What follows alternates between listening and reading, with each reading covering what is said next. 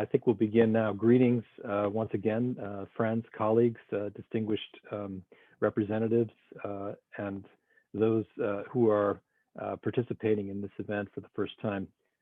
Terrific. Thanks very much for joining us today.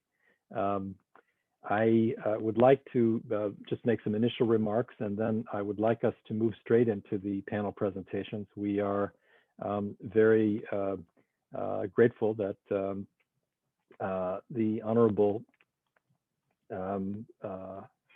Rohayatu Loe, the mayor of Banjul in the Gambia, has joined us today, and we will begin with her momentarily and then proceed with the other speakers. I'd just like to say that I am pleased that on the occasion of the Commission of Status of Women, we're having this side event to look at transformative women's leadership, specifically enhancing women's participation and decision-making in public life. This is an important discussion for the United Nations Human Settlements Program, UN Habitat, that is hosting this event. And it's an important issue for most of the speakers on this call, who are bringing forward a number of innovations and approaches to this issue.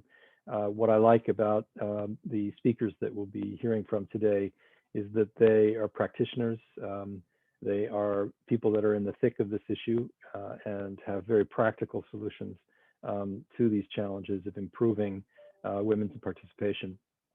This is not going to be a discussion that is confined to aspirational or accolades, but really be looking at the mechanics, what's actually happening and how it's working, where there's progress, where there are constraints, and how we can move forward. So I'd like to thank the organizers of this event and the various participants that have joined, as well as the panelists. So without further ado, and given the connections, I'm hoping it works with the Gambia, everything's fine. I would like to turn over to the Honorable Mayor. If you could begin, please, 10 minutes. Thank you so much. Thank you very much, Mr. Moderator. First and foremost, greetings from the Gambia. Good afternoon. And I sincerely want to thank the host, the organizers, for inviting me to this important platform. And I hope I'm coming clear.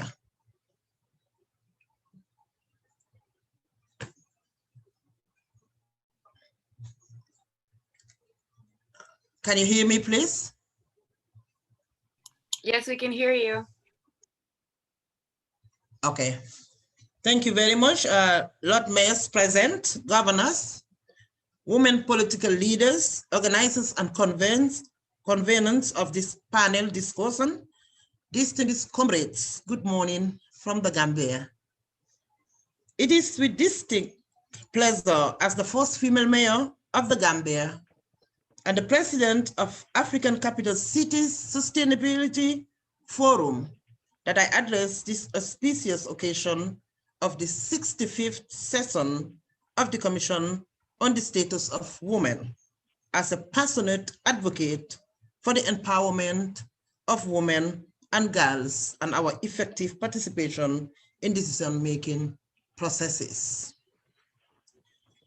I am particularly honored to be in this gathering of influential women leaders across the globe.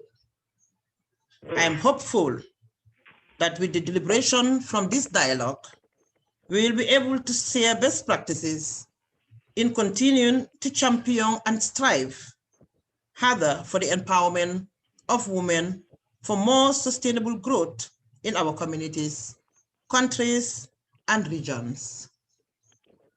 I must share that these are trying moments for us with the COVID-19 pandemic and how it has significantly affected many lives.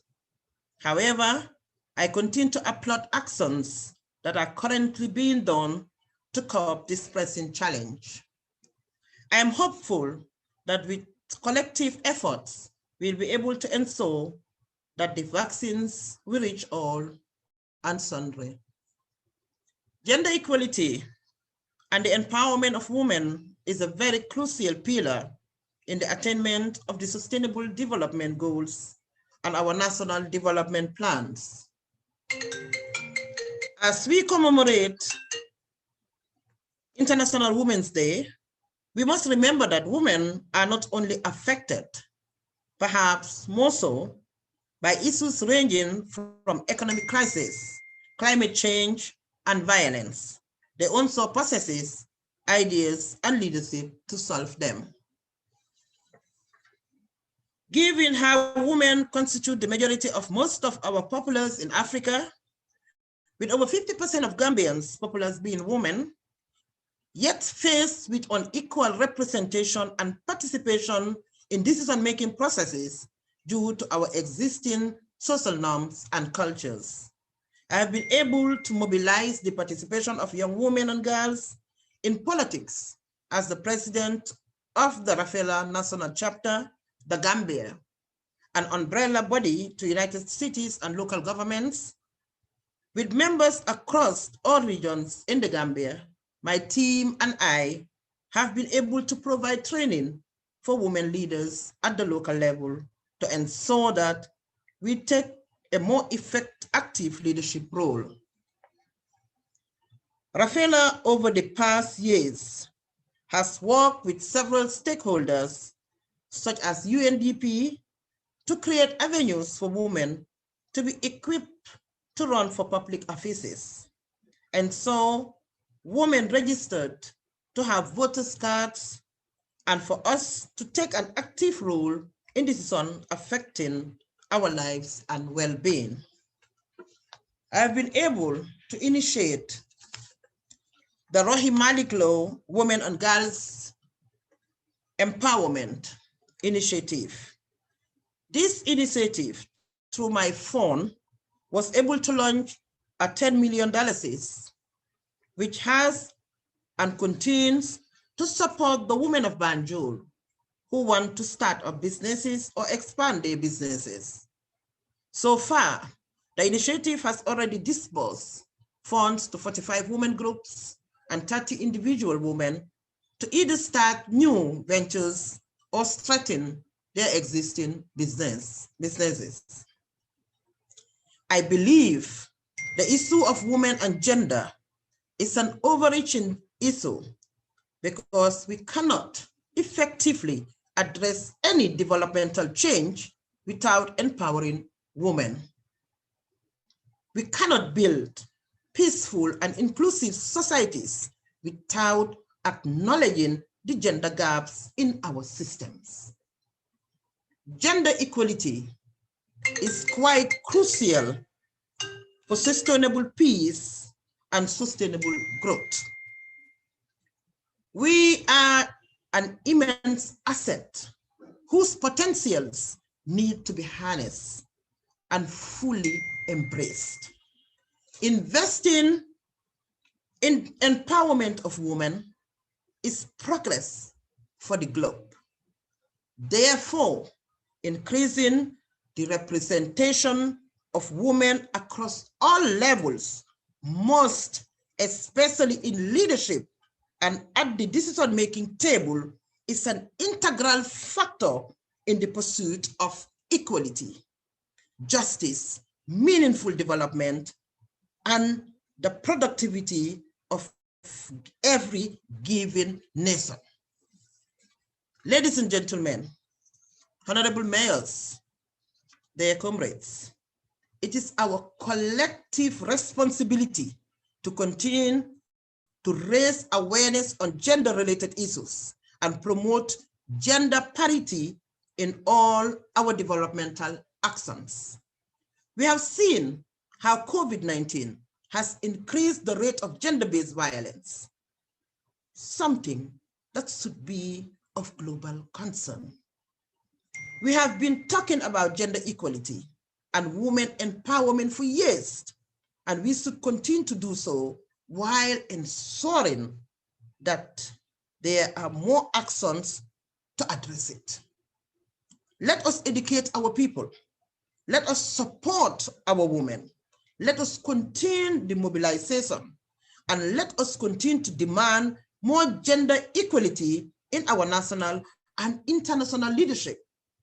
Let us choose to challenge and call out inequality. And when we continue to do so, I believe the world will not only be inclusive, but will experience significant changes in our social, political, cultural, and economic growth. Ladies and gentlemen, I thank you all, and please do come up with any questions that you have. Thank you. Honorable Lohe, thank you so much for your intervention. And I know you're very busy and taking time for us in this event. We're very most grateful for that. We will be going through a series of panel speakers that will take some time, but I thought while we have you here for the moment, I just wanted to pose one quick question, if you could. You've indicated that you feel that the unequal representation in local leadership and the unequal participation of women is at odds with the traditions in the Gambia. Local barazas in villages and small towns, it's not like that. So there's a disconnect between the traditions and of women's participation and the formal leadership and participatory mechanisms of local government and municipalities. I wondered if you could just speak to this for a moment. This is a very rich observation that you have.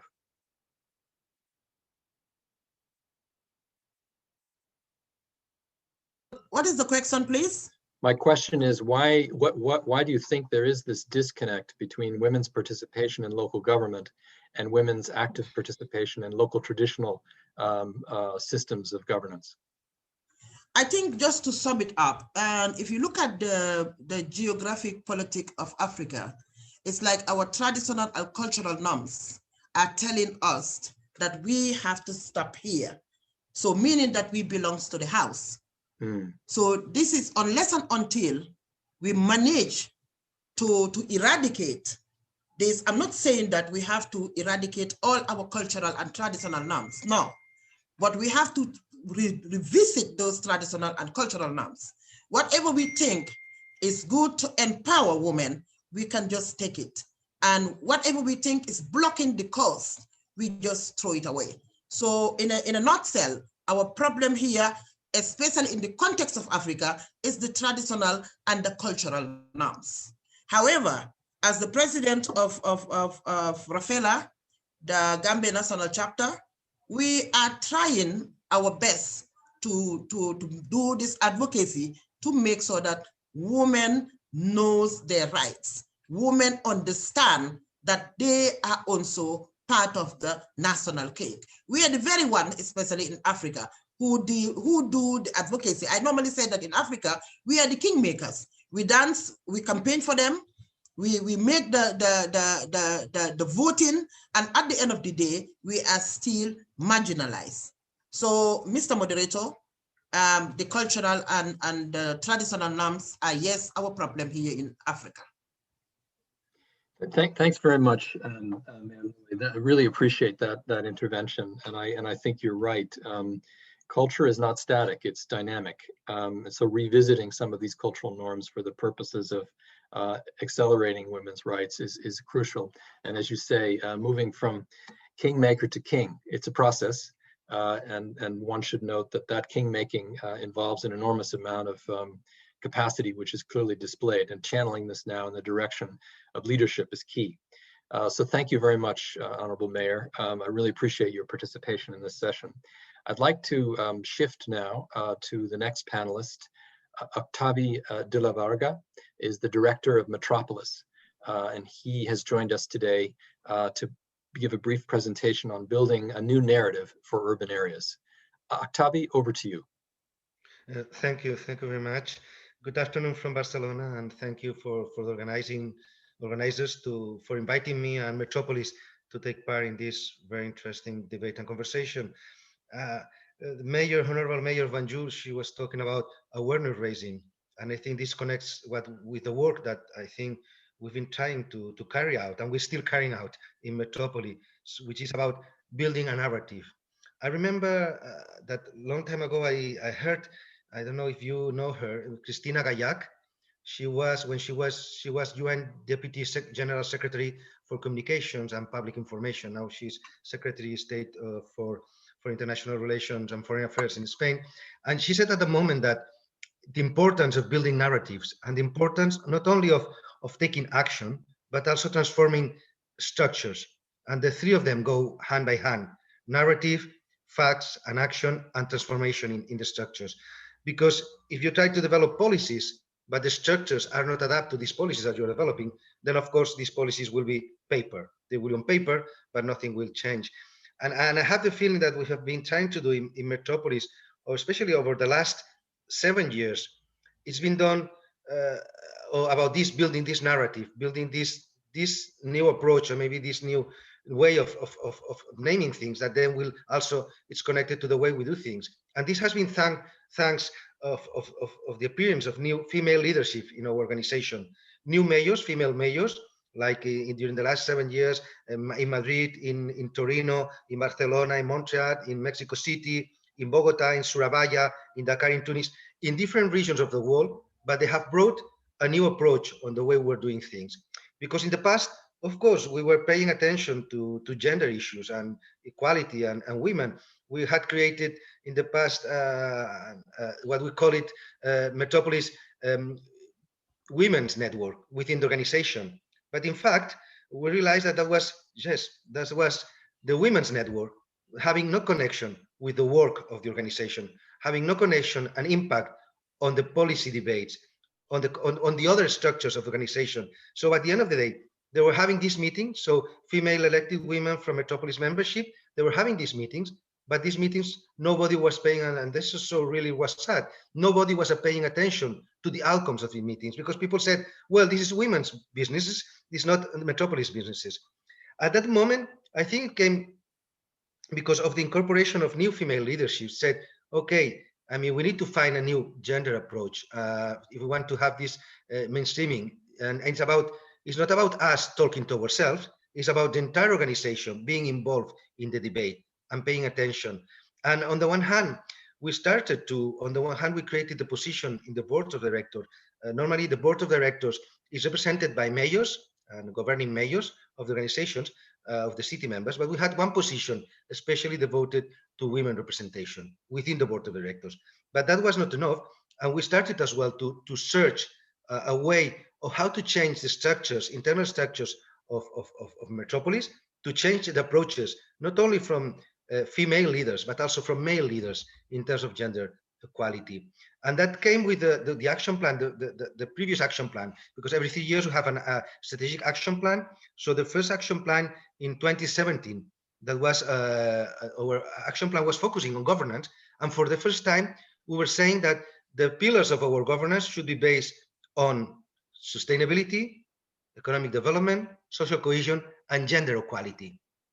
And that was for the first time that something was really, really incorporating this gender approach in Metropolis mainstreaming. But as well, I think, as I said, it's going hand by hand. Having this new female leadership within our organization has pushed us to incorporate into the debate new ways of saying things and doing things. I mean, now it was not the case 7 years ago, but now in our debate, we're talking about caring cities, the city of care. We're talking about informality and how informality it's more related to women than men sometimes. We're talking about the uses of public space.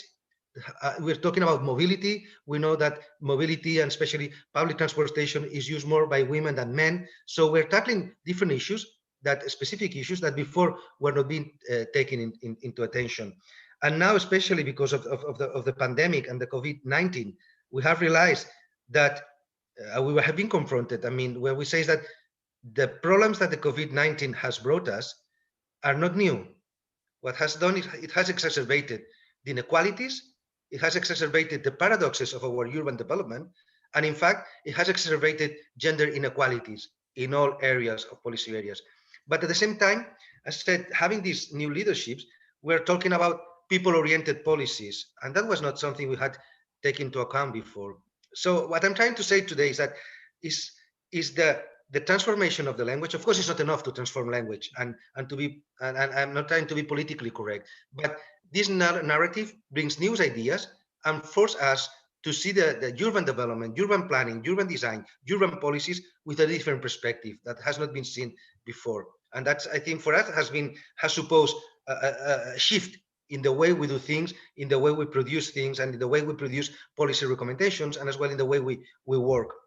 And I think this transformation, it's critical, and especially, I mean, just want to highlight the areas of work that we're carrying out. We have identified, currently we're working over, we have started our new strategic action plan, 2021-2023, and it's subtitled, the title or subtitle of this action plan is Active Listening to Transform Metropolises. And this active listening is more related as well to this new kind of leadership. It's how you connect with people, how you connect with citizens, how you pay attention what citizens want.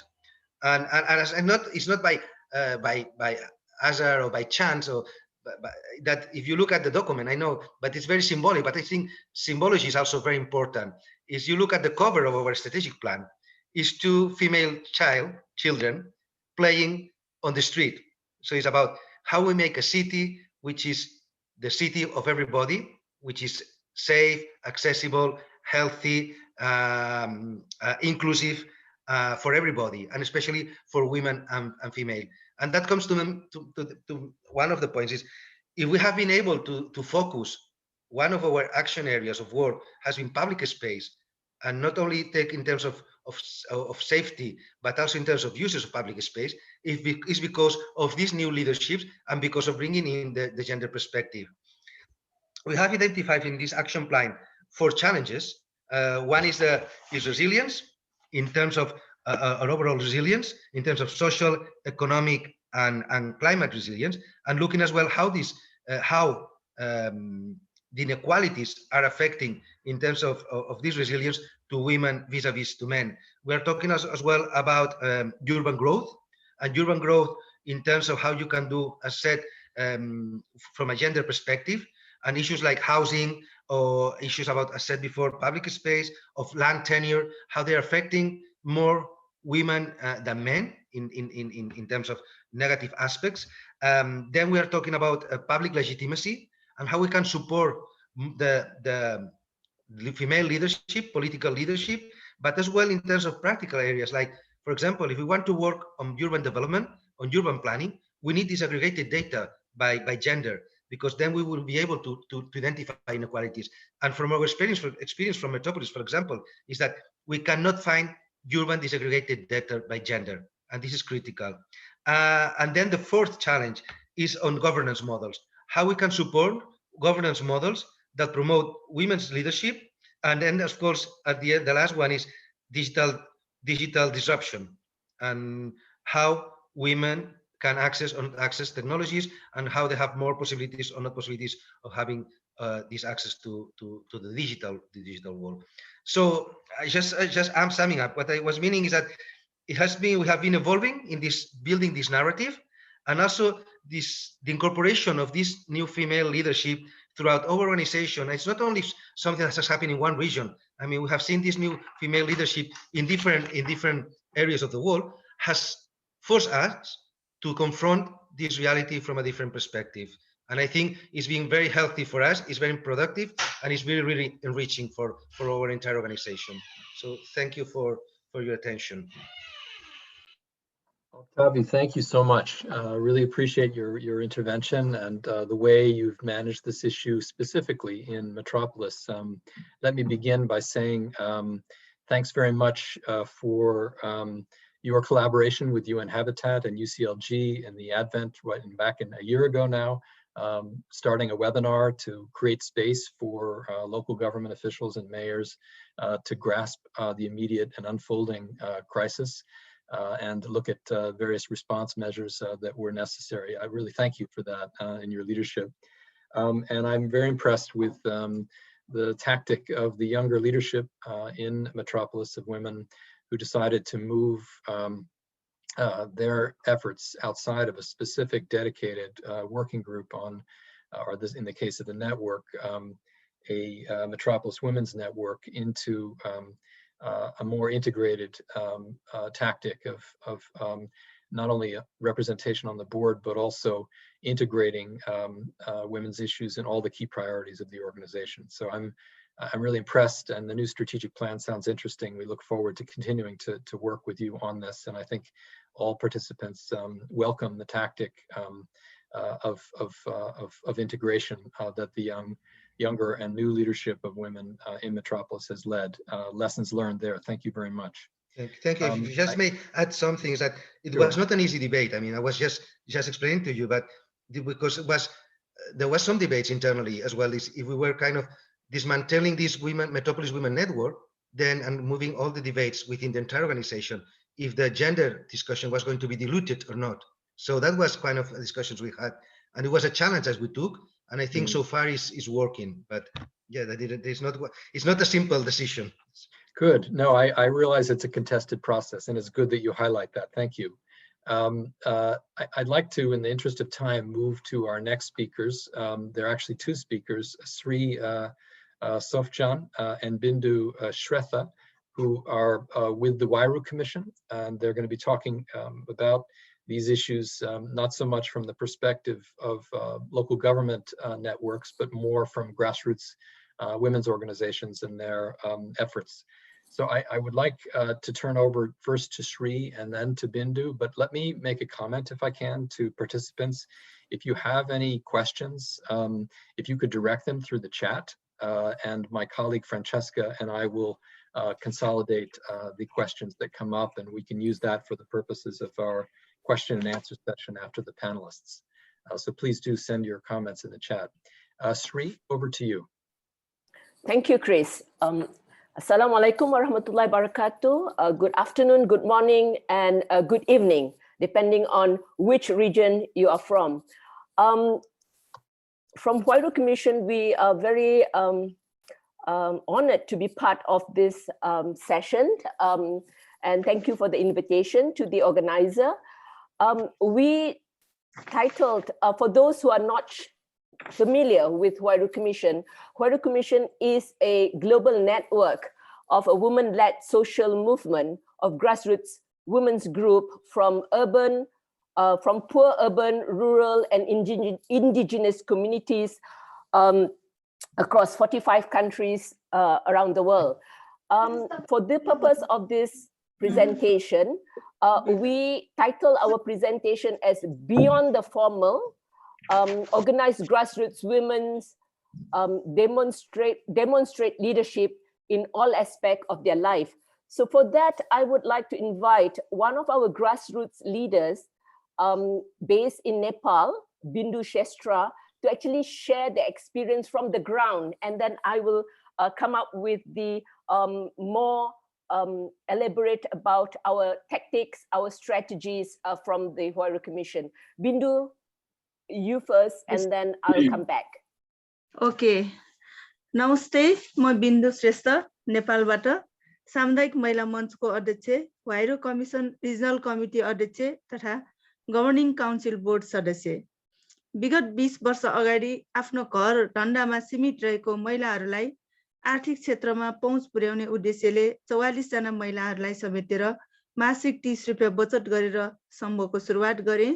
बिस्तारै समूहहरूको विस्तार हुँदै गयो। महिलाहरूले पनि समाजको लागि केही गर्न सकिन्छ भन्ने आत्मविश्वास बढ्दै गयो।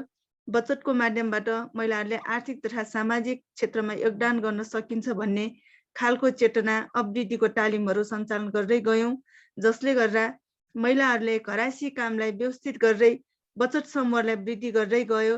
बचत समूहहरूलाई एकीकृत गर्दै 14 वर्ष अगाडि मेरो अध्यक्षतामा लुमन्टीको सहयोगमा थानकोट महिला जागरण सहकारी स्थापना गर्न सफल भयो। 44 जनाबाट सुरु गरेको समूह हाल थानकोट महिला जागरण 2300 सदस्य रहेको छ भने पुँजी 14 करोड रहेको छ।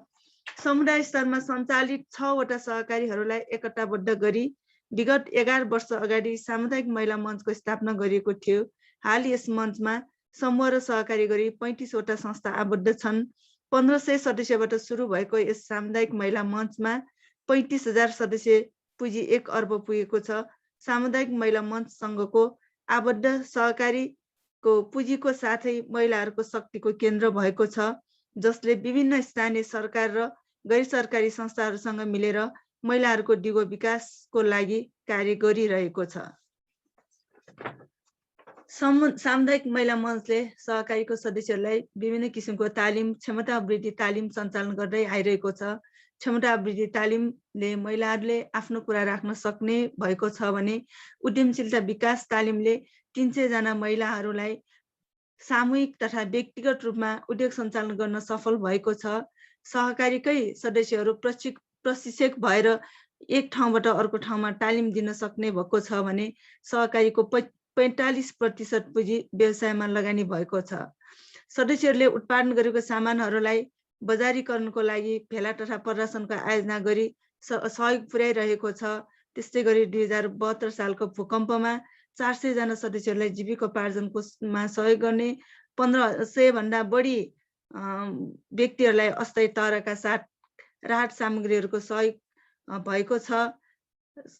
त्यस्तै गरेर कोभिड-19 ले परिवारका सदस्यहरूको जागिर गुमेकाहरूको 100 परिवार भन्दा बढी परिवारलाई शून्य ब्याज दरमा आपतकालीन ऋण दिएर सहयोग पुर्याएको छ।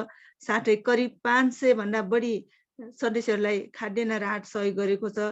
त्यस्तै गरेर सिकाइ अवलोकन भ्रमणले पनि एक ठाउँबाट अर्को ठाउँमा राष्ट्रिय अन्तर्राष्ट्रिय र समूहबाट अर्को समूहमा सहकारीमा सिकाइ अध्ययन भ्रमणले पनि एक आपसमा सहकारीका सदस्यहरूको नेतृत्व स्थापना गर्न सहयोग पुगेको छ। र महिला सहकारीको नेतृत्व विकासले यो वर्ष 2020 मा मात्र स्थानीय प्रदेश सरकारबाट विनियोजित बजेटहरूको कार्यान्वयन गर्नको लागि विभिन्न उपभोक्ता समितिमा 68 जना महिलाहरूले अध्यक्ष, उपाध्यक्ष, सचिव, सदस्य भएर नेतृत्व गर्न सफल भएको छ भने सन् 2018 मा भएको स्थानीय तहको निर्वाचनमा सामुदायिक महिला मञ्चमा आबद्ध सहकारीबाट 1 जना उपमेयर, 1 जना गाउँपालिकाको अध्यक्ष तथा 20 जना महिला सदस्य निर्वाचित हुने अवसर पाएको छ। सहकारीको माध्यमले महिलाहरूलाई आर्थिक, सामाजिक, राजनीतिक, सांस्कृतिक क्षेत्रमा नेतृत्व गर्ने अवसर प्रदान गरेको छ। म नै उदाहरणको रूपमा प्रस्तुत भएको छु। 20 वर्ष अगाडि 44 जना महिलाहरूको सानो बचत समूहको नेतृत्वबाट हाल राष्ट्रिय स्तरको 35,000 महिलाहरूको नेतृत्व गर्नका साथै भाइरो कमिसनको एसियाको अध्यक्षका साथै अन्तर्राष्ट्रिय स्तरको समुदाय स्तरमा महिलाहरूको नेतृत्व गर्ने अवसर पाएको छु। महिला सहकारीहरूको विकासका साथै केही चुनौतीहरू पनि छन्। सरकारी क्षेत्रबाट हुने नीतिगत परिवर्तनका साथै समुदाय स्तरको महिला सहकारी भएकोले समय अनुसार प्रविधिमा जान चुनौती रहेको छ। कोभिड समयमा समूहमा भर्चुअल मिटिङ गर्न गाह्रो छ। यी समस्याहरू समाधान गर्नको लागि सम्बन्धित निकायहरूसँग वकालत गरिरहेका छौँ। यसरी सामुदायिक महिला मञ्चले महिला नेतृत्वको विकास गर्ने कार्य गरिरहेको छ भन्ने कुरा यहाँहरू समक्ष सुनाउन पाउँदा एकदमै खुसी छु। हस्, धन्यवाद।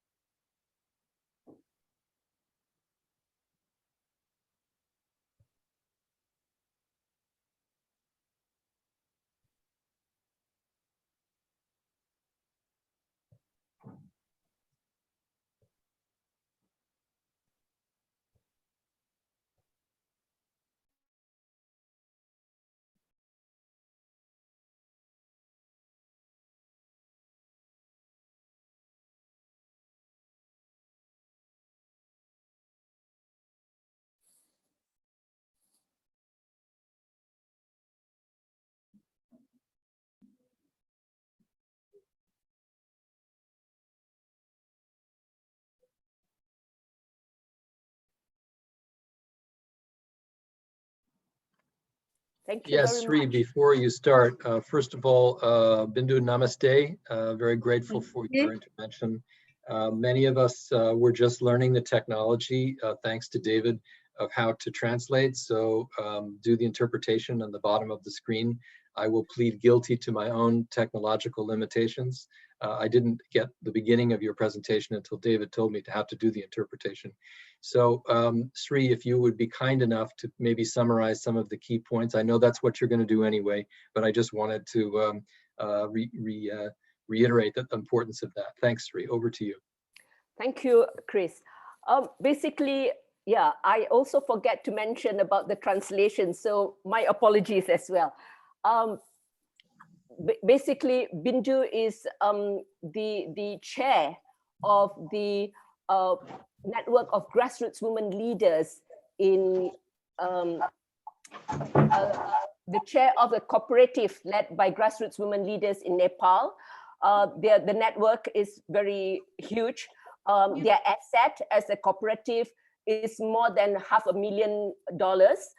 It's in Nepali, it's 1,000 million Nepali. Yeah, so it's a big amount, and that was the basis to also help women leadership through that cooperative, because by being active in that cooperative, the women are able to take roles, leadership roles, and be a part of a public life. They have been very active, and some of their leaders are also being elected to a position in local government committees. So that's the strategies are also to bring women together through organized group, through the cooperative. So that's the gist of the presentation by Bindu. And we want to demonstrate this because for Huairu Commission, our vision is a world transformed with balanced power relation and sustainable resilient communities where grassroots women leaders with their groups and community, and not just themselves, but their groups and communities are at the center of decision making, and where people lead lives from poverty, inequality, people lead life free from poverty, inequality, violence, insecurity, and all forms of justice. Let me share a screen where I will share what I call the diamond. This is the Huairu Commission Community Resilient Diamond, where the strategy on how we build and support grassroots women leadership to make the difference, to be part and center of decision making. The first part, and this is the most important, is strengthening grassroots women organizing and leadership. It's through organizing. It's not just individual. They work together, and they then understand the dynamics of being in a group, the dynamics of a potential leadership characteristic. Yeah, so we invest in advancing grassroots women leadership by mentoring them, by training and advising those who are less experienced and newer grassroots group and leaders on strategy for building community resilient. So when we mention community resilient, it's not just the resilient from disaster, but resilience in terms of bringing their livelihood to better their quality of life, to improve their quality of life. So there's the formal and informal position inside their group, we increase their awareness of their capacity, roles, and responsibilities, and prepare them for engagement and negotiation with formal actors. Women learn to talk on new leadership roles that position them as expert, as leaders in the community, where they become trainers, mobilizers, risk mapper, this kind of activities. And also, for example, in terms of the cooperative, they become fund managers, and that's a leadership role. So it's not just in the formal setting of government spaces, the government structures, but also within their community. Yeah. The second, so from strengthening that organizing and their leadership we moved into nurturing grassroots women knowledge and good practices to promote gender just and resilient development. And how do we do this? We actually support and invest in their practices, where they do, for example, they do risk mapping, and from the risk mapping, they identify the problems and they look at solution and what can they do. So for including what, for example, what Bindu has shared, yeah, where they find that they can build strength by having saving through the cooperative, and through that they identify what are the things that their members can do with that saving to improve their life, and then with that they leverage also their standing in the community with their partners, with local government, and also with other international development agencies and national government. Now, from there, we encourage and support them in building constituencies and network, whether it's vertical or lateral. Yeah, lateral is among themselves, among their group, you know, with similar interests. Vertical is building alliances with organization that have power and ability to also open doors for them. So that's one of, I mean, part of the strategy, part of our diamond. Now, the last part is influencing and changing public policy and processes, whether it's local, national, regional, or international or global level, at the international level. So here, what we do is we actually encourage and give awareness, opportunity for our grassroots women to also learn about global policies. By learning about global policies, they are also able to negotiate back with their government and hold their government accountable, because their government go to regional and global spaces, and then they sign up and they endorse this policy. But going back to their country, they don't necessarily, you know, implement it or inform the people what they have signed on. So by having grassroots women knowing about and aware of these policies, they are able to also negotiate with their government and also raise awareness at their local level and monitor the implementation. No, it's not just about, you know, them participating in the conferences, but we are also supporting our grassroots women to also sit in international policymakers. For example, some of you may have met some of our grassroots leaders during the process for developing the new urban agenda, where we have at least 10 grassroots leaders sitting in the policy units, you know, in the 10 policy units, contributing their vision, the needs, and bringing the voice of grassroots and their community into the policy discussion, so that those input can be part and be included into the global policy. From that, they go down again. Yeah.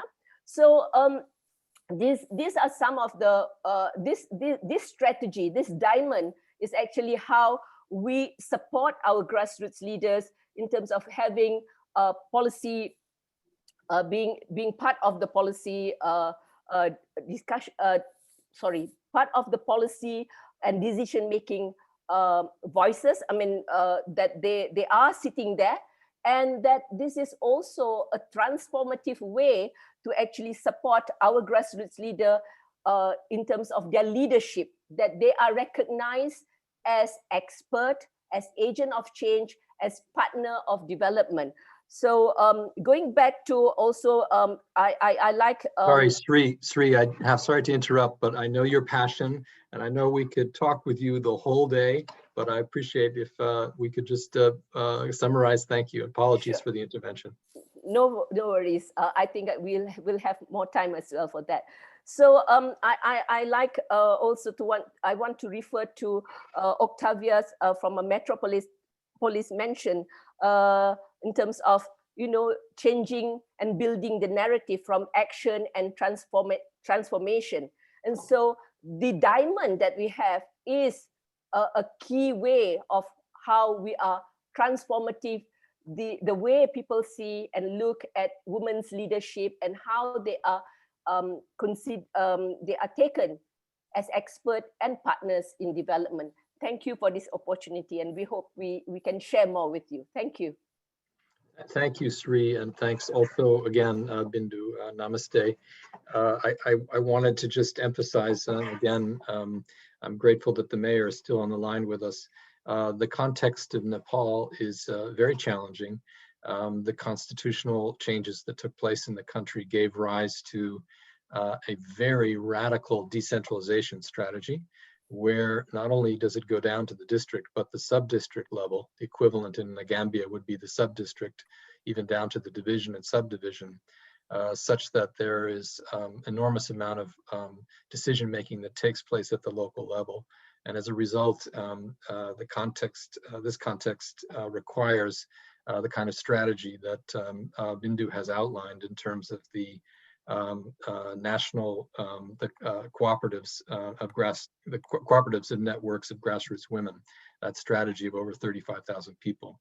I thank you, Sri, for giving us the larger picture of Wairu Commission and your strategy that's not only applied in Nepal, but in multiple countries around the world with different grassroots women's organizations. And I guess I'm hearing a theme emerging from this that I hope we can take up in the question and answer, which is as with Octavi, the internal mechanisms that are required within organizational structures that are required as a first step to really strengthen how women are in a stronger position for leadership, whether that's in local government associations, city networks, or it's within grassroots movements. So thanks, Sri, I really appreciate that.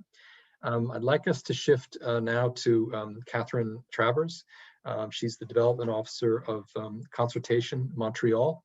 Would like to share some experiences from Canada. Thank you very much. Over to you, Catherine. Thank you very much, Chris. Hello, everyone in all of your different time zones and languages. It's really nice to be here with you all today. Just before I start, I've been kind of informally managing letting people into this room. So if more people join us, and it has been pretty continuous, if one of the other co-hosts could do that, it'd be much appreciated. I will also be sharing my screen to show you a presentation. Can everyone see? Yes. Yes. Yes, we can see. Excellent, thank you. So I'm going to be speaking to you today about a toolkit that we developed based on an action research project that we ran in Montreal. The project name is Mtl, which is kind of a play on words. If you speak French, L basically means she, and Mtl is kind of a nickname we have for our city, Montreal. And so the project itself was run by Concertation Montréal, which is the organization I represent, along with two other partners. One is the Coalition for Local Neighborhood Roundtables, and the second is a local feminist organization. So the three of us got together to look at the question of public participation, and with a view of thinking how we could make it more inclusive for all women and girls. Just trying to see if my screen, there we go. Oops. Okay, so the objectives were really to try and understand, do we have a gap in terms of a gender gap in terms of participation? If so, what does it look like? And so we wanted to identify the systemic barriers to participation and then think of solutions to those barriers was the kind of basis of the project. So it's a really linear 4-step project, you know, much in the way that most action research projects are. So the first was really to try and make a baseline to understand what's our starting point. So is our hypothesis that there is a gender gap, so less women participating, is that accurate? And then we wanted to, of course, come back with the results of that baseline and have them validated across the island of Montreal with local women and also with people who work in this sector to see are our conclusions, do they seem accurate, first of all, and then what can we do about them? So to really kind of co-create solutions that were reflective of our respective realities. We then wanted to pilot test those solutions. And so we did a series of pilot projects with different councils, city councils, a public consultation office, and neighborhood roundtables as well to see how those kind of work in different environments. And then of course, publishing results. So that's kind of what I'm talking to you all about today.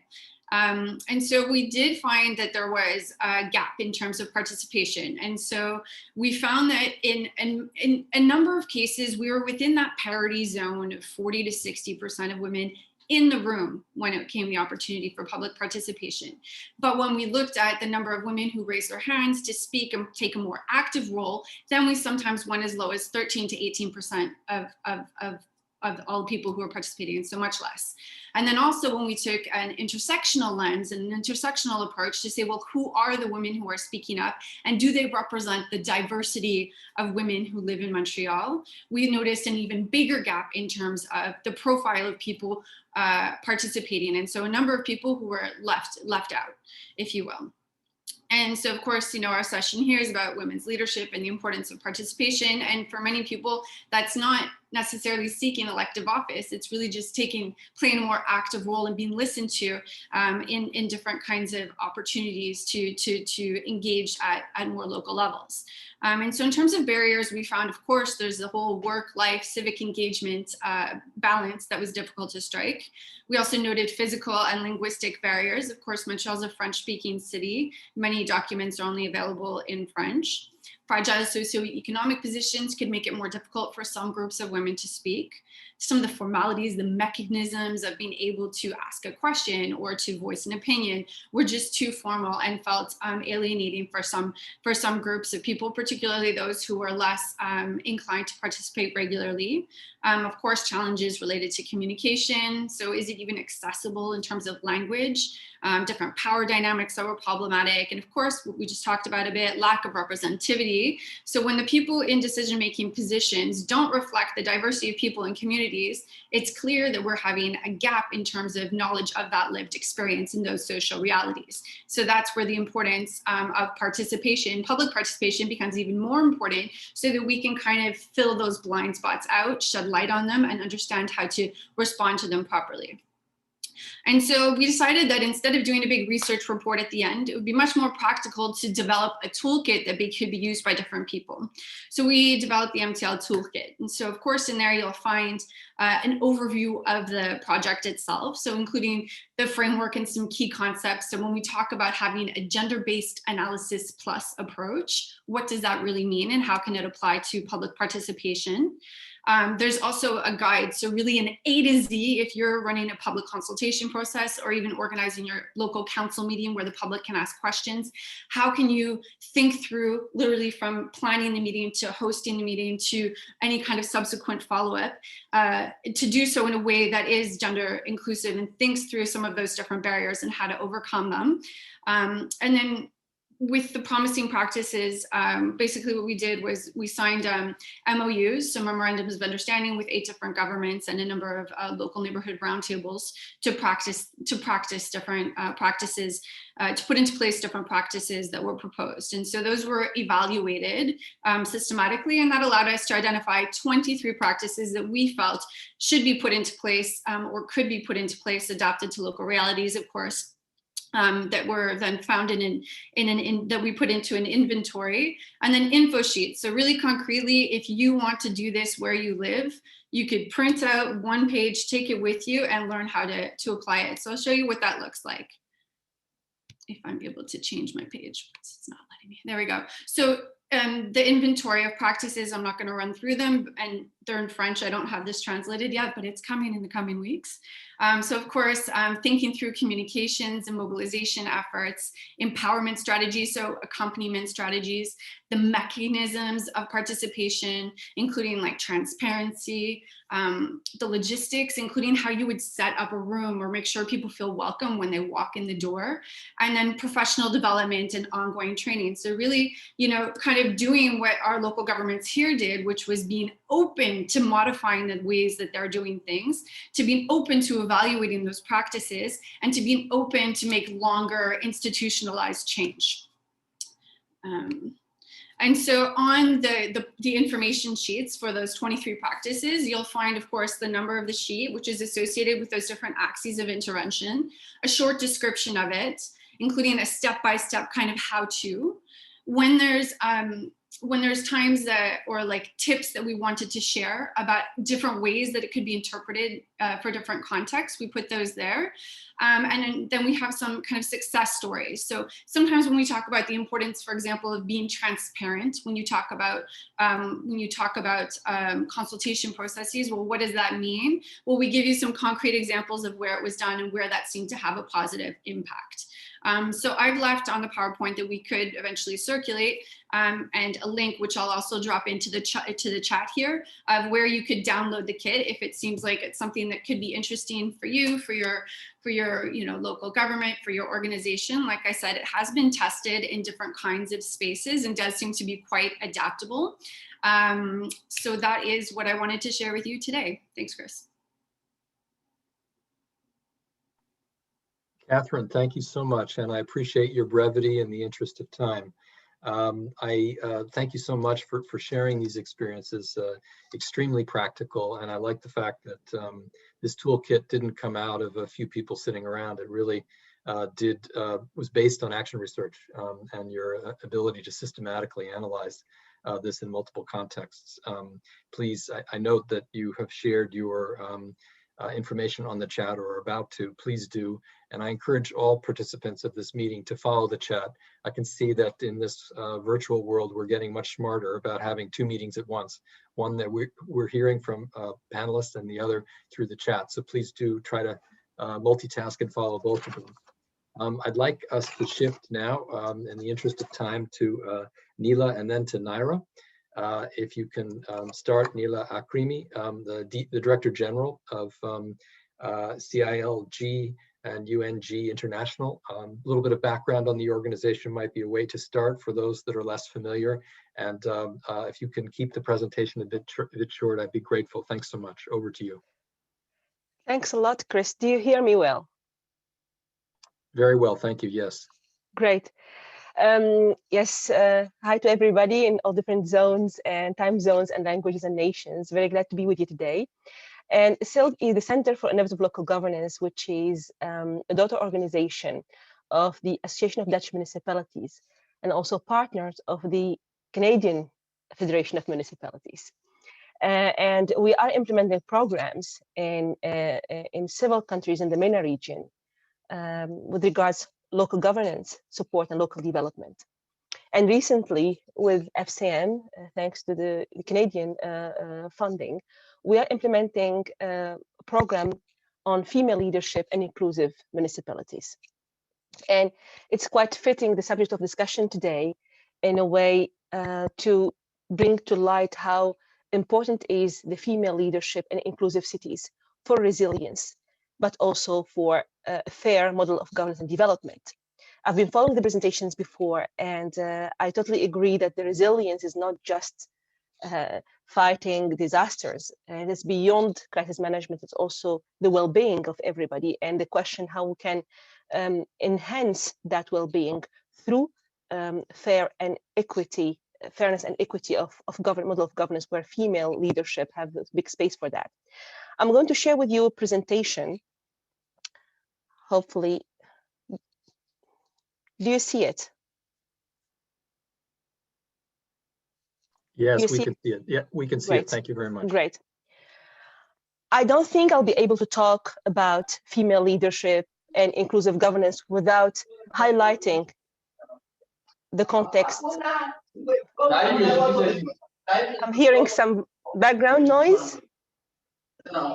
If colleagues could mute their phones, please, please mute computers. Sorry, thank you. Over to you, Neela. Thanks. Thank you. I was just saying that we cannot talk about female leadership and inclusive governance without mentioning the situation that we are in at this moment with COVID-19. And as we all know that local governments have been really in the front line of fighting this crisis. And unfortunately, vulnerable groups are the ones who pay the most of the price when it comes to crises like this. If we look at the different statistics, the level of domestic violence, the level of worsening of the economic social situation has been affecting women all over the world. And if I focus on the violence in the MENA region, Middle East, North Africa, it has been increased against women for 33%. And the question is how we can make sure that this vulnerability can be overcome by strengthening local government and strengthening the female leadership of local governments. So it's not just about rectifying long-standing inequalities in general, but more having a just and resilient local government that would definitively improve the social well-being of men, women, children, all social groups. As I said, this COVID-19 has revealed the weaknesses that we are witnessing on the local level in so many countries, be it in terms of the protection of equipment, for example, for people working on waste management, and so many of them are women, by the way. And how can we have an adequate coordination between local and national level when it comes to resilience? And what is it about public spaces and public transportation and access to public spaces in social distancing and disinfecting processes? All these aspects have been in our programs much highlighted when we have female leaders in the local governments. I'm not going to say here that men are not doing that job, but what we noticed in all the local governments where we have female leaders, that this level of detail when it comes to the crisis management has been taken into consideration. In fact, the local governments, when they do give space to female leadership, you see the quality of the management of the local affairs. And I'm going to share with you an example of Tunisia in this case. In 2018, there has been the first municipal elections after the Jasmine Revolution and the decision of the constitution to go for decentralization processes. And these municipal elections, it led to 47 of elected councillors being women and 19% of women mayors, which is a high level of female representation at the local councils. We have been witnessing this when it comes to the municipal development plan, to also involving more female leaders in the crisis management of the COVID-19, which has taken into consideration a lot of very, very small details when it comes to the public spaces, when it comes to safety, when it comes to security. And staying at this COVID-19 situation and the fact that we need definitively to find responses to the local government to include women leadership and women needs. And also when it comes to developing an inclusive and gender-sensitive crisis management approaches, not only at the crisis management itself, but also later on at the economic and social recovery plans. All our countries, and hopefully this pandemic will get away soon, but all countries are suffering from social and economic impact. And there has to be a recovery plans later on. And for that, we need definitively to involve female leadership and female voices in there. You know, the situation that I wanted to share with you in the beginning when it comes to managing the COVID-19 crisis, as I said, it's linked to a whole resilience plan. And the resilience plan, taking into consideration female leadership and also gender-sensitive approaches, is something that has to be really developed. I mentioned the municipal election laws that has guaranteed to have 47% of female councillors at the municipal councils in Tunisia. And if I stay in the Tunisian example as the project Female Leadership in Inclusive Cities of the Canadian Federation of Municipalities, which is an example of a program of local governance with gender sensitive and equity lenses. the mayor of Gambia has mentioned in the beginning Refela, which is the network of elected officials in Africa. In every country we have been working at, also we have developed a network of female elected councillors, because we like that they can be a lobbying and advocacy power, and they can really make changes when it comes to political willingness of the national level to give much more say to the local level. And as you can see here in the photo, this network of Tunisian elected women has been so supportive to the Tunisian Federation of Municipalities when it comes to laws, to regulations, to enhancing charters of cities respectful to human rights. On the other side, when it comes to developing tools, I would like to share with you some tools that we have been developing to take into consideration female leadership and gender-sensitive approaches, be it the gender-sensitive crisis management guide or gender-sensitive guide to the management public spaces, as we are here also with the UN Habitat, and the urban planning is so important also when it comes to the livelihood of the societies. And women and girls need to have access to the public spaces. And also a municipal guide about accountability tools and mechanisms with gender-sensitive approaches. When it comes to accountability, when it comes to responsibility of local governments, it's very much important to take into consideration also vulnerable groups, and in this case, budgeting for them, and female cause and women cause is definitely high on the agenda. One of the aspects that I would like to share with you also is that it's very important, whatever international development programs, to really enhance some very specific and concrete ideas, be it rehabilitation of some spaces, or be it establishing community centers for women and children. This is what we have been doing in so many of our programs, and especially the one in Tunisia in this case. What I would like to share with you that these projects are part of municipal development plans, and those municipal development plans are part of a whole consultation program with citizens, with civil society organizations, with municipal councils, and it should be also have been part of the municipal election campaigns. So for us, it's really important to create that momentum of concrete impact of whatever has been shared in municipal development plans, and to make that happen, also to make everybody know and see that rehabilitation, for example, of center for sport for women in place where everything has been really built, only stadium for football, only things only for men, to be able to rehabilitate a sports center for women in a very remote marginalized area, it can definitely change the culture. That the child will see his mother, his sister, her daughter practicing sport, and that the city and the municipality is really enabling that. You know, leadership, and we have been talking about it, female leadership is definitely something that we should all put our hands together to support it. As I mentioned, the COVID-19 has shown how vulnerable women are, and how lacking we are in terms of female leadership when it comes to crisis management all over the world.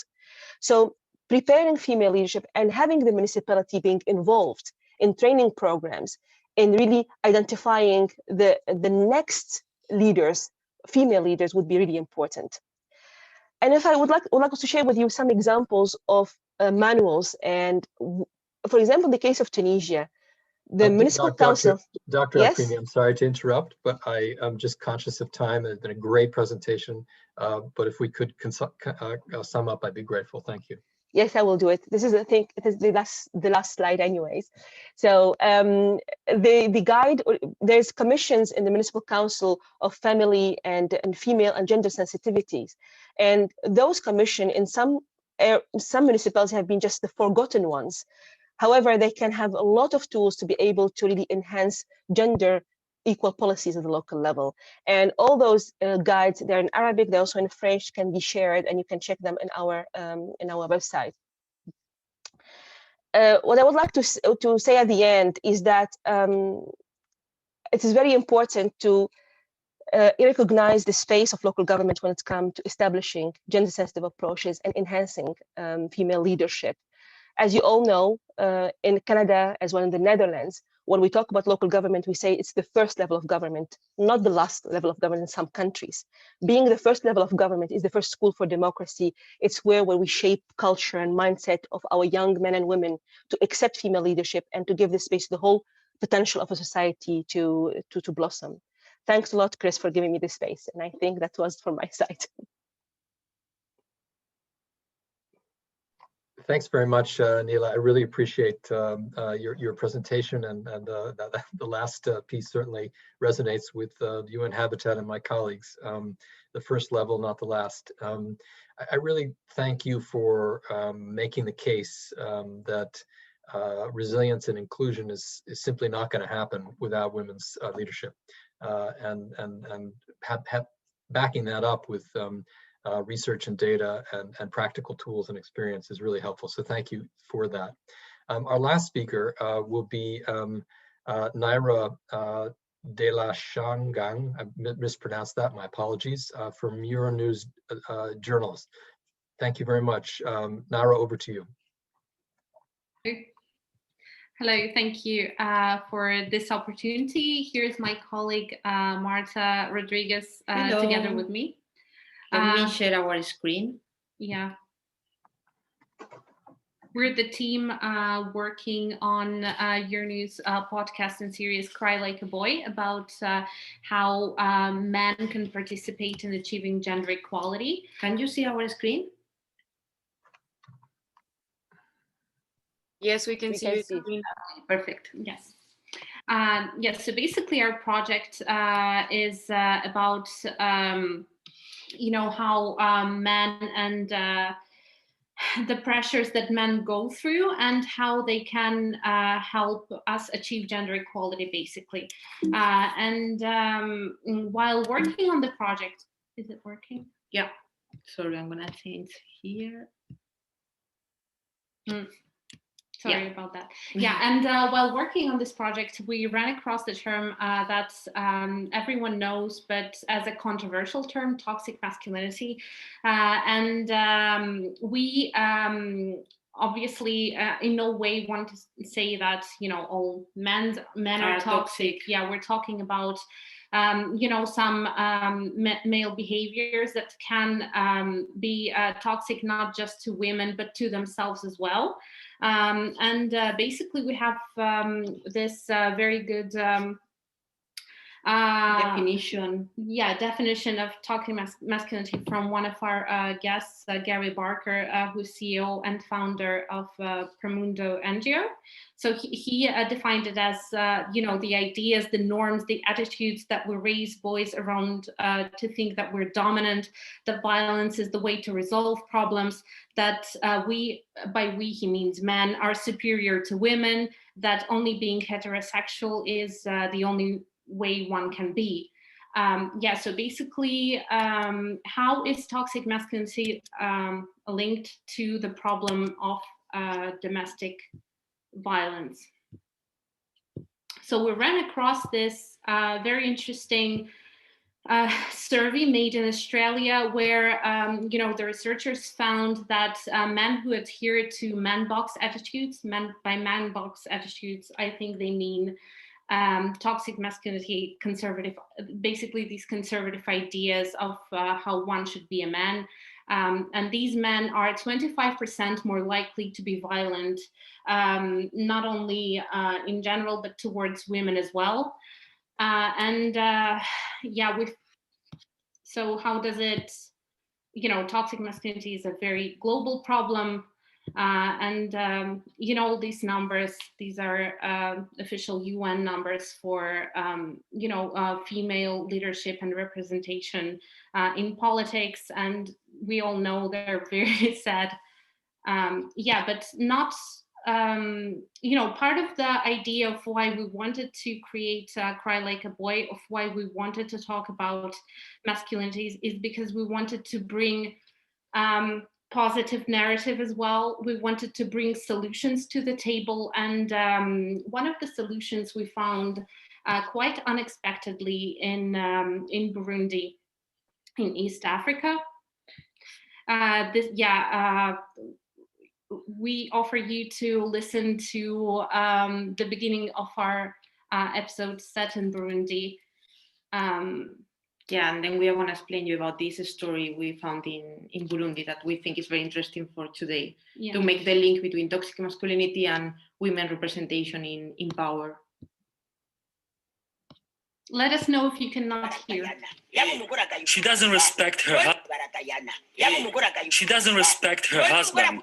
When a woman doesn't respect you, you slap her. That's all. Hit that insolent wench harder.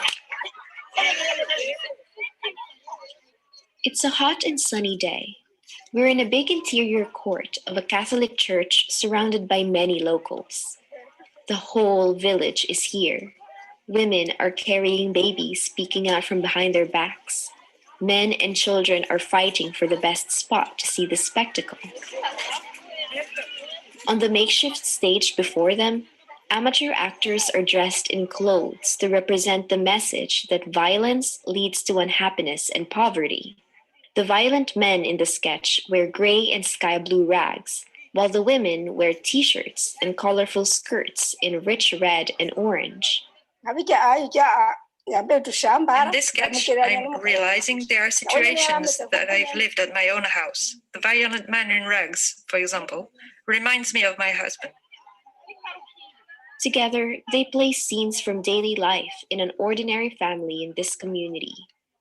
From violence to enlightenment to reconciliation and happiness. The captive audience gasps in shock, but none of them can sit still.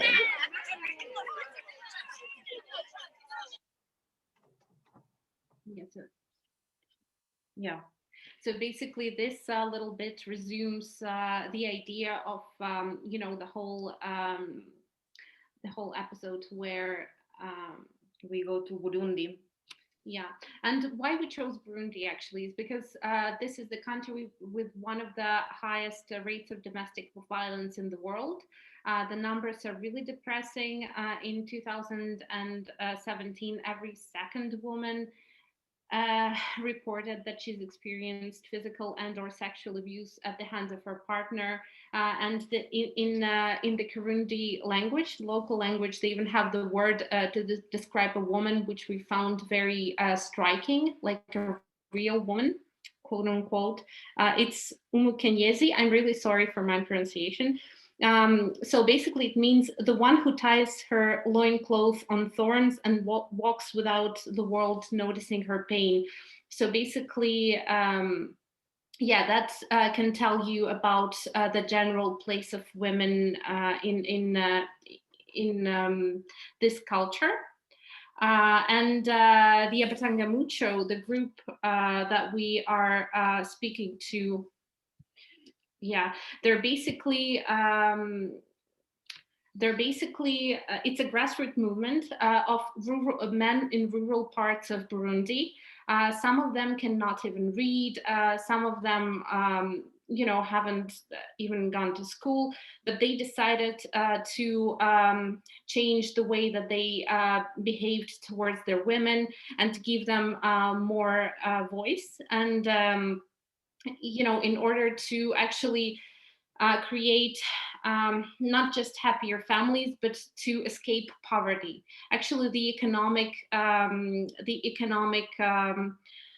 reasons behind these men changing are very, very important.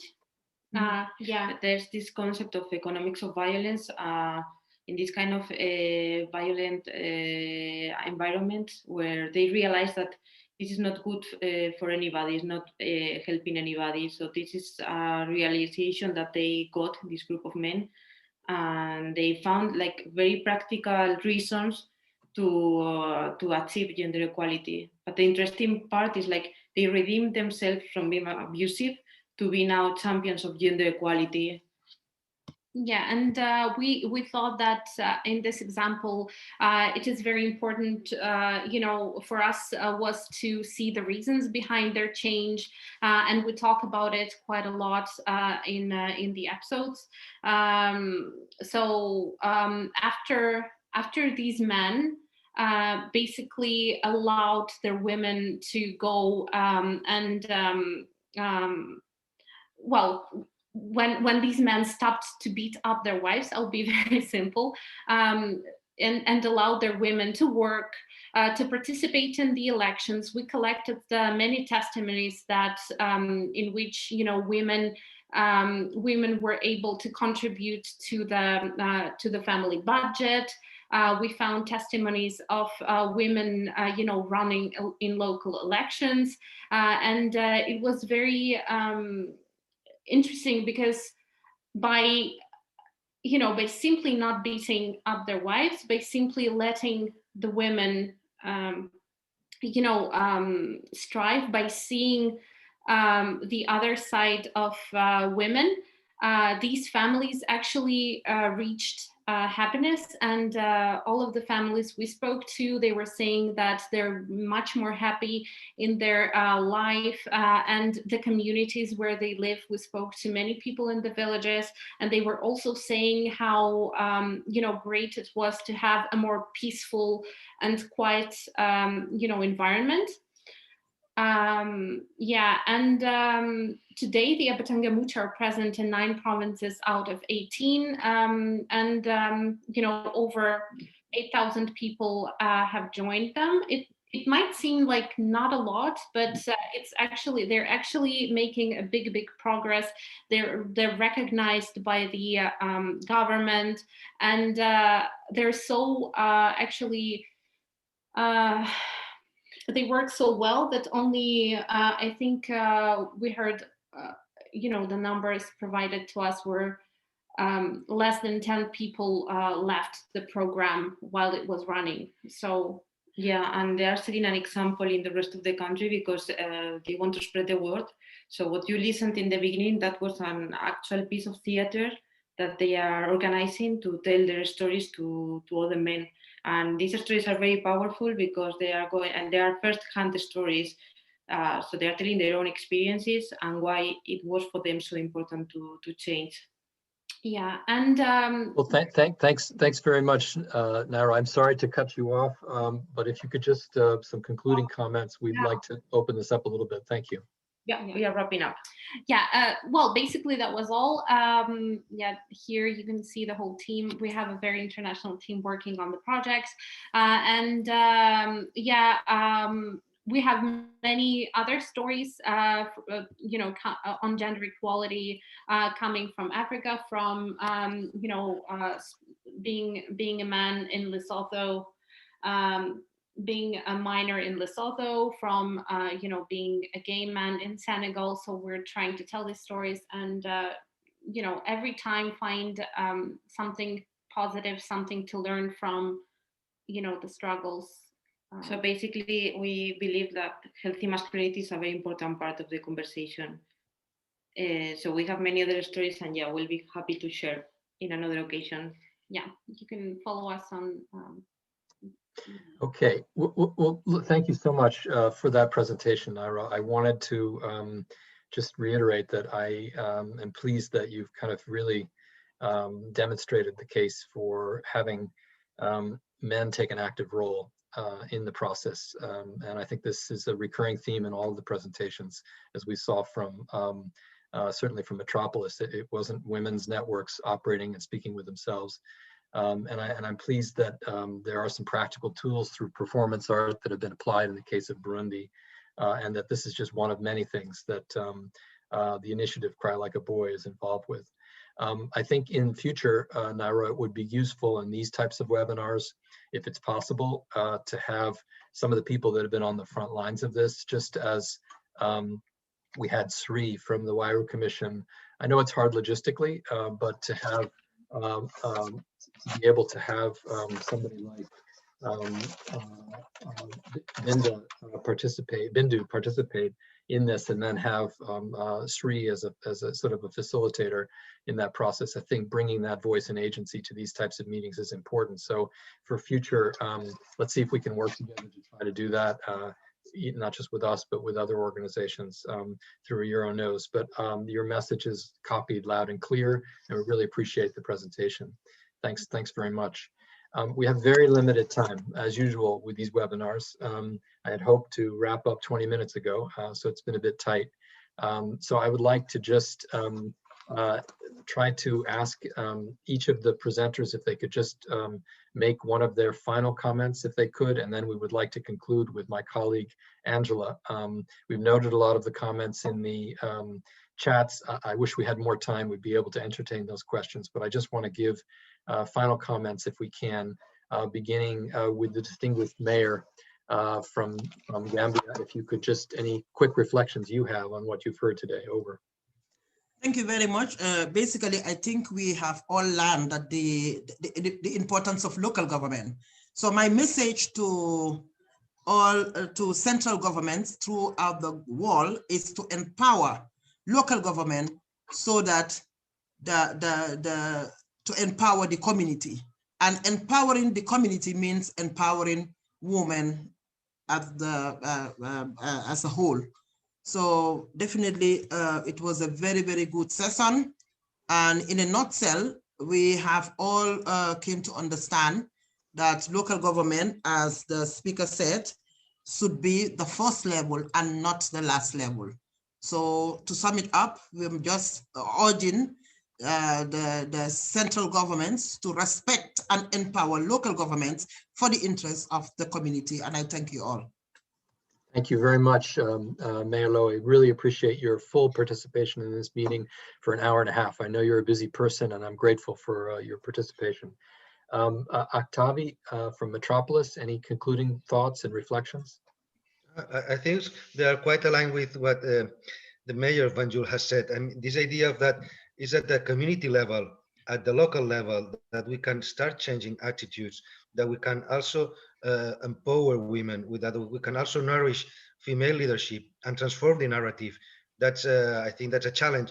For me, the most worrying thing, and it's all the panelists today, we have more or less said the same, is now we thought we had made some advances, and then we have a crisis arises, this global pandemic, and then we go backwards because and something has failed, that we didn't have the secure systems or the processes on board to ensure that these inequalities were going to increase, and even if we're going to be more exacerbated on women in terms of violence, in terms of digital access, in terms of use of public space, in terms of informality, economic informality, etc., etc.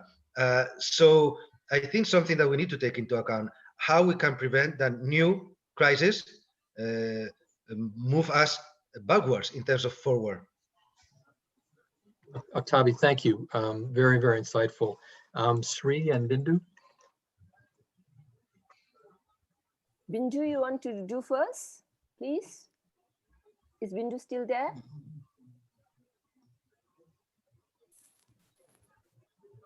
Okay, otherwise I'll go first and then Bindu can follow.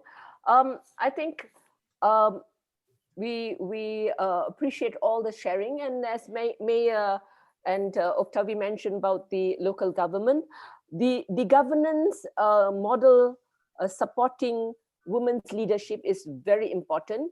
And yesterday, I just want to also share that yesterday, Varga Commission, UN Habitat Office for Asia Pacific, and UCLG Asia Pacific had a session at the Asia Pacific Forum on Sustainable Development. And we had a session we call Our Vision for a Sustainable and Resilient Recovery from COVID-19 Pandemic, where grassroots women and local government leaders speak out. So for that, our vision was to integrate gender responsive, inclusive, participatory as a key transformative principle to move forward, that there should be a resource to support and bring to scale initiatives that have been shared, for example, especially those from the grassroots and led by grassroots women organization, and the importance of collaboration between the vertical and also the lateral, and that, you know,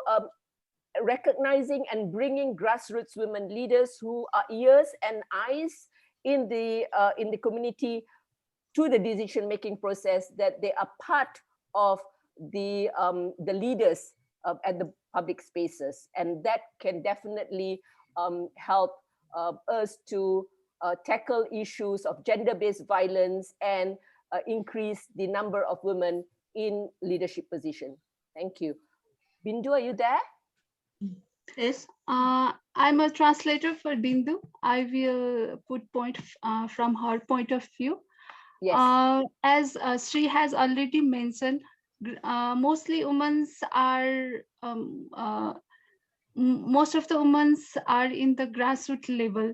So if the voice of the grassroots woman will be here. The real need and the right of the woman would be heard very carefully if the voice of grassroots women is heard. And Varga Commission is doing great job promoting all the grassroots women from all the sector worldwide. So I would like to thank Varga Commission for helping all of us.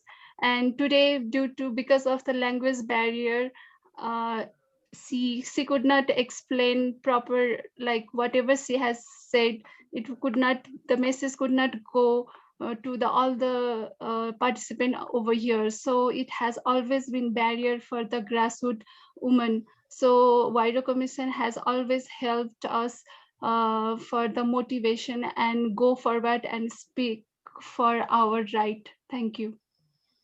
Thanks, Bindu, and thanks, Sri. Really appreciate those comments. Catherine, over to you. So really quickly, I mean, our theme here was on transformative impacts, right, is what we want. We want a transformative impact in terms of gender relation and women's access to power, to participation, to leadership. And so that requires change at all levels, at all times, right? And I think that that's really something that was modeled well in this session today. So I think my final message is keep doing what you're all doing. Hopefully you get inspired by the work of other people. And I mean, it is a kind of revolution, so it may take time, but we're in it together. Very inspiring, Catherine, and to the point. Thank you. Nalia, over to you. Akrimi. Thanks, Chris. A follow-up on what Catherine said. I do believe that we are not here today gathered for a luxurious problem or an issue. It is somebody's mic has been turned on. If you could turn your mics off, please. There's some background. Over to you, Nelia. Thank you. Okay. What I wanted to say is that we are gathered today discussing an issue which is really very relevant and very important. There is a big number of women and girls are excluded in policy making and in governance systems. And we should continue doing it. As Octavi said, we are not really allowed to go back to normal. After COVID-19, there should be no going back to normal. And it is a collective responsibility from local governments, from national governments, from civil society, from media, from international programs. And I really would love here to salute the Canadian international cooperation system, which is a feminist international cooperation for development. Every single program has to take into consideration female needs and enhancing a space for female leadership. So I would like to really call everyone, every organization who has something to say or to influence, to make sure that this is something that becomes structurally in our programs, our way of working.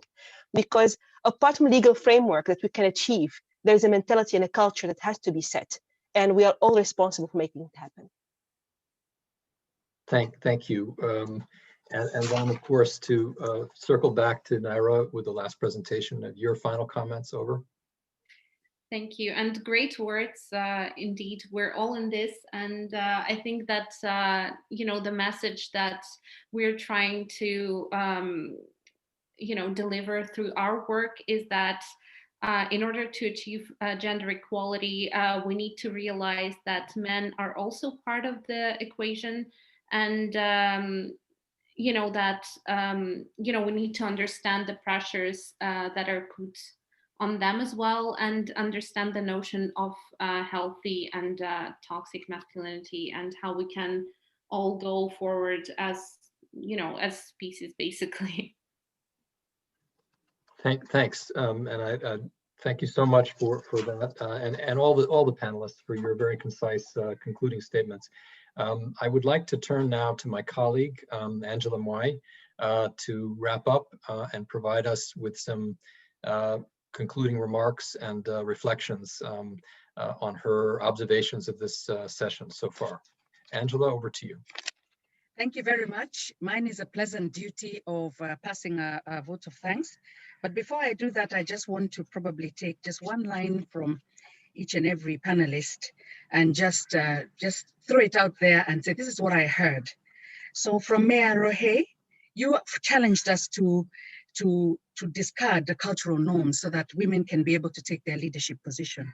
Octavi, you talked about governance models, and you said they should promote leadership. You were looking at local level, local government models that should actually encourage women to be in positions of leadership. And you said it is about active listening. And I think that's so powerful, paying attention to the needs of the citizens and making the symbolic and actual decision to listen. And as you talked about the cover on your strategic plan being just a reflection of that. Sri and Bindu, thank you so much. Sri, you gave us the big picture with the diamond shape explaining how it all links together with the Grassroots Women Group. And Bindu, 35,000 women you're a leader of, and fantastic. And thank you so much for the interpreter, because it is an unpaid interpretation. Again, women, we're always doing things for free. So this interpreter of ours actually did it for nothing. We just opened the channel and Sri and the Huairou Commission kindly facilitated that. And it's true, Bindu, we want a life free from poverty, violence, and indignity. Thank you, Catherine. The case study of Montreal is fantastic. You talked about the barriers to participation, being formality, language powerful, and lack of representativity. That's a new English word for me, but I know exactly what you mean. That, you know, if the different categories are not represented, then they don't have a seat at the table. And the famous saying is that if you're not at the seat at the table, you're on the menu. So we need to get out being the menu and take a seat at the table. And a fantastic toolkit that I'll be very happy to look at. And Dr. Neila Akrimi, really very good stories from Tunisia, 47% of women in councils. This is fantastic. And your charters for cities are respecting human rights. That is so, so important, because if we are worth our salt in the developing world, we really need to be respecting human rights, and women's rights are human rights. Naira, you're right. Toxic masculinity stops everything. And I think men have an equal role to play.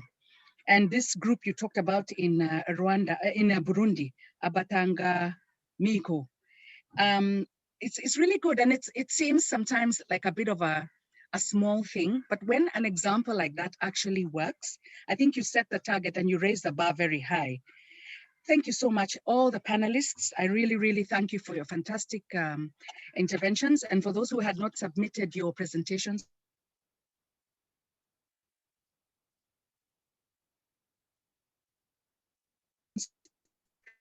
please do so by email.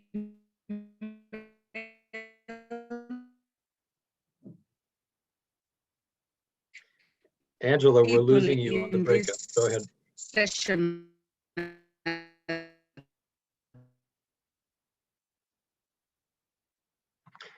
Angela, sorry, the connection's not so good, but we did hear your entire presentation. It's just the last 60 seconds that were difficult. Any concluding remark?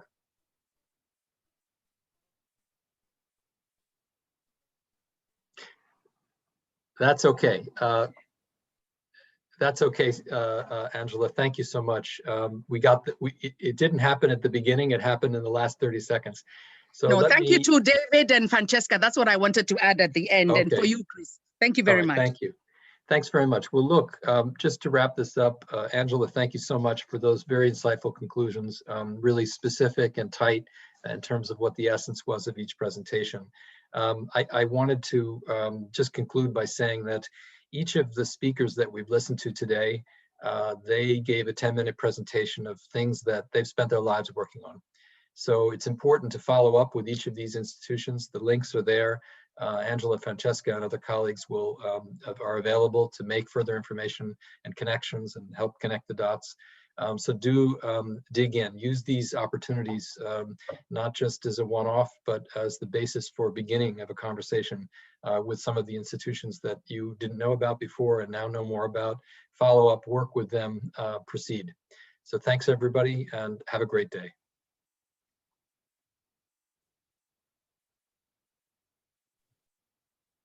Thank you very much, everyone. Thank you all for coming. Thank you. Thank very you. much. Thank you. Great. Thank you for inviting us. Thank you. Thank you. Thank you. Thank you. Thank you. Bye-bye.